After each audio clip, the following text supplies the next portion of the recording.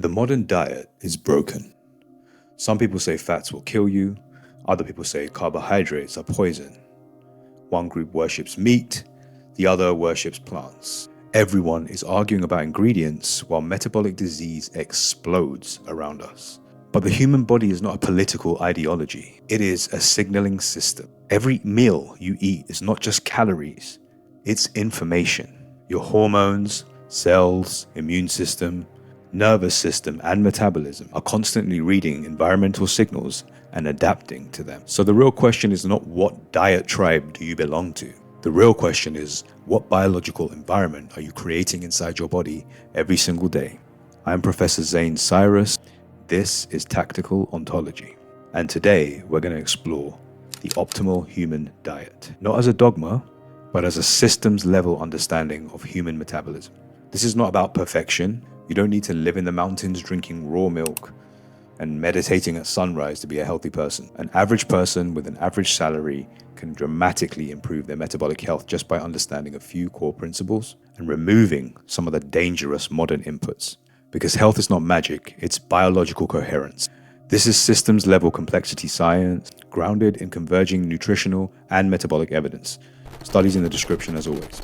Most people experience metabolic dysfunction long before they experience any disease. It starts as brain fog, unstable energy, cravings, inflammation, poor sleep, anxiety, low motivation, constant hunger, and feeling exhausted despite eating constantly. These are not random experiences, these are signals. And some of the largest drivers of metabolic chaos in the modern world are a combination of refined sugars, processed carbohydrates, industrial seed oils, chronic overeating, sedentary lifestyles, and permanent food availability. This creates two major biological problems: systemic inflammation and glycation. Imagine your metabolism is a finely tuned Swiss watch. Now imagine pouring hot, sticky caramel into the gears of that watch and tossing in a handful of coarse sand. The caramel gums the machinery up, the sand grinds the machinery down. This is essentially what glycation and inflammation do to the body. Glycation occurs when extra glucose binds to proteins and tissues, damaging their structure and function, and inflammation creates microscopic friction throughout the system. Over the years, the terrain of the body itself starts changing. So the most immediate metabolic stressor in the modern diet is not fat. It is refined sugar and rapidly absorbed carbohydrates. Soft drinks, sweets, white bread, pastries, they flood the body with glucose. Over time, glucose slowly binds to proteins and tissues, stiffening them like sugar caramelizing in a living system. This drives oxidative stress, inflammation, vascular irritation, and cellular strain. In a stable metabolic context without the glucose spikes, fats from whole foods can be one of the most efficient and stable fuels the human body has. So one of the most controversial topics in modern nutrition is not actually about saturated fat. It is actually about linoleic acid. Linoleic acid is an omega-6 polyunsaturated fat found heavily in industrial seed oils, such as soybean oil, corn oil, sunflower oil, safflower oil, canola oil, and rapeseed oil. Now, to be clear, linoleic acid is not inherently toxic. The real question is about dosage. The Food and Agriculture Organization suggests intake levels that can approach up to 9% of total daily dietary energy.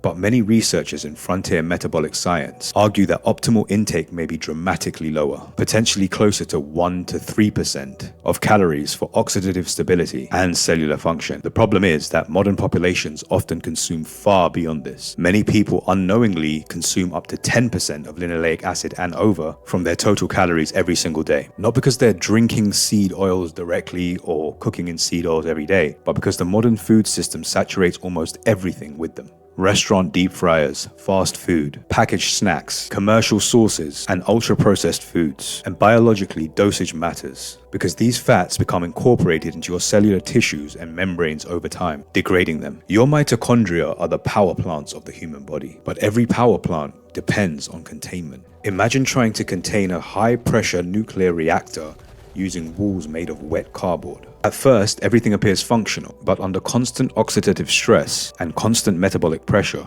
the walls of your membranes become fragile. Some researchers argue that excessive linoleic acid accumulation increases the susceptibility of mitochondrial membranes to oxidative damage because polyunsaturated fats are chemically unstable under stress. In simple terms, the more unstable the membrane becomes, the harder it is for the cell to maintain clean energy production. Now, this area is still scientifically debated, but what is increasingly difficult to deny is that humans are ingesting evolutionarily unprecedented amounts of industrial seed oils compared to historic populations, and systems biology suggests that chronic exposure at these levels may have consequences that we're only just beginning to understand. Now let's talk about one of the most misunderstood molecules in all of modern medicine: cholesterol. Cholesterol itself is not inherently harmful.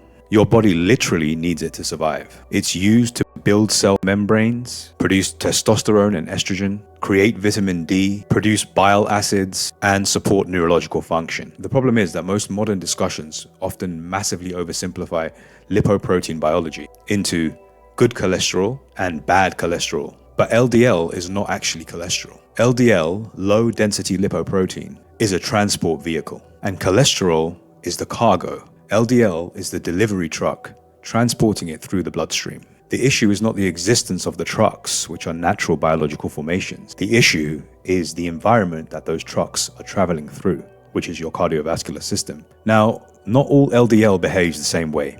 Pattern A LDL particles are larger, more buoyant, less likely to oxidize, and less likely, crucially, to penetrate artery walls. Pattern B particles are smaller, denser, more prone to oxidization, and more associated with plaque formation. That's why two people can have the exact same LDL cholesterol scores while having completely different cardiovascular risk profiles, because traditional tests measure cholesterol weight, not particle behavior. Now, crucially, pattern A and pattern B LDL particles shift based on your metabolic environment, especially diet. Pattern B, the small dense kind that cause plaque in your arteries, are strongly influenced by what you eat. The main dietary drivers are refined sugar and carbs, sweets, soft drinks, pastries, white bread. These raise insulin and triglyceride levels, pushing your LDL towards pattern B. Also, ultra-processed foods, packaged foods, fast foods, and seed oil-heavy meals. Other dietary drivers are low fiber intake and excessive alcohol consumption. On the flip side, diets higher in whole foods and natural fats support a shift towards pattern A LDL particles, which are far less likely to cause arterial plaque. This is why many researchers now no longer rely on total cholesterol alone, which can be misleading. Your endothelium, the inner lining of your blood vessels, is supposed to be smooth and frictionless, like a fresh non-stick pan. But chronic inflammation damages that surface. This can be the result of refined sugars, high blood pressure, insulin resistance, and inflammation. All of these contribute to endothelial dysfunction. But chronic inflammation damages that surface. It's like stripping the Teflon coating off a pan and replacing it with industrial Velcro. Now those very same delivery trucks, the LDL particles we discussed before, begin sticking where they normally would not and causing plaque in your arteries. The deeper systems level argument is that LDL becomes dangerous when the biological terrain itself becomes inflamed. Not only do LDL become small pattern B, the lining of the arteries themselves lose their protection and become sticky. This is a double whammy situation for plaque formation and cardiovascular risk. One of the worst metabolic environments that humans can create is what I call the dual fuel metabolic disaster. This is a constant combination of refined carbohydrates, sugar, industrial seed oils, processed fats, and caloric surplus. Your body can process carbohydrates and your body can process fats, but modern diets combine these in ways simultaneously that has never been seen in our evolutionary history. And this creates chronic metabolic overload. So the issue isn't simply fat and it isn't simply carbohydrates. It's the metabolic environment created by inflammatory modern food systems. This is why nutrition studies become so difficult to interpret. The Mediterranean diet, for example, performs very well in studies, but Mediterranean populations also historically had stronger social structures, slower eating, less processed food, more sunlight, lower obesity, and lower chronic stress. So was this the olive oil or the entire ecosystem? Now, ketogenic diets, meanwhile, often produce improved insulin sensitivity, more stable blood glucose, less hunger, improved metabolic flexibility, higher HDL, and more pattern A LDL, which are the larger, buoyant, fluffy particles. that don't crash into your artery walls. Now, some people on a keto diet actually start producing excessive amounts of LDL. These people are sometimes called lean mass hyperresponders. And according to traditional models, this rise in LDL should predict accelerated plaque progression. But emerging studies like the Keto-CTA study suggest that this may not actually be the case, and that the relationship between LDL and cardiovascular risk behaves differently inside metabolically healthy, insulin-sensitive, low-carb populations. Now, not all ketogenic diets are identical. Animal keto often emphasizes red meat, eggs, butter, ghee, and animal fats, and crucially, very low carbohydrate intake. But as mentioned before, some animal-based keto diets can produce very high LDL, which in many cases is not actually an issue. Plant-based keto attempts to preserve ketosis while minimizing some of those concerns. It emphasizes olive oil, avocados, nuts, low-carb vegetables, and lower saturated fat exposure. But plant keto can also have its own problems, especially if it relies heavily on seed oils. Essentially, both of these approaches are seeking to keep the individual in a state of ketosis where they are managing their blood sugar levels, which is something all of the population should begin doing immediately, with or without a specific diet with a specific name.